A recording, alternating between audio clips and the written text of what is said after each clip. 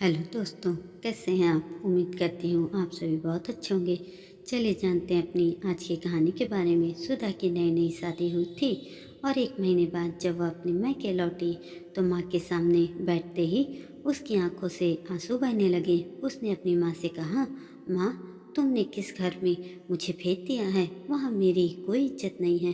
सुबह से रात तक बस रसोई में खड़ी रहती हूँ, पूरा दिन काम करती रहती हूँ, कभी सास ससुर की सेवा तो कभी देवर और ननद की फरमाइशें, और रिश्तेदार तो मानो रोज ही आते हैं, उनके लिए भी चाय नाश्ता और खाना बनाना पड़ता है। सुधा की शिकायतें यहीं खत्म नहीं हुई थी। उसने नाराजगी भरे स्वर में कहा, और पति देव नारायण, उन्हें तो बस बिस्तर पर सब कुछ तैयार चाहिए। पिछले हफ्ते उन्होंने अपनी सारी तनख्वाह सासू माँ के हाथ में दे दी और मुझसे कहा, जो चाहिए लिख कर बता दो।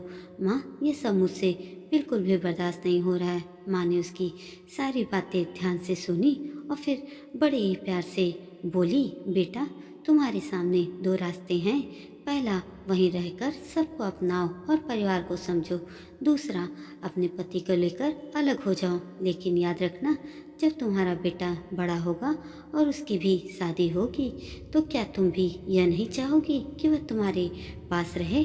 क्या तुम यह नहीं चाहोगी कि तुम्हारे नाती पोते तुम्हारे साथ खेलें और तुम्हारे लिए छोटी छोटी चीज़ें करें? फिर आगे माँ ने उसे समझाया, आज तुम्हें जो भी जिम्मेदारियाँ बोझ लग रही हैं वे ही तुम्हें मजबूत बना रही हैं बेटा।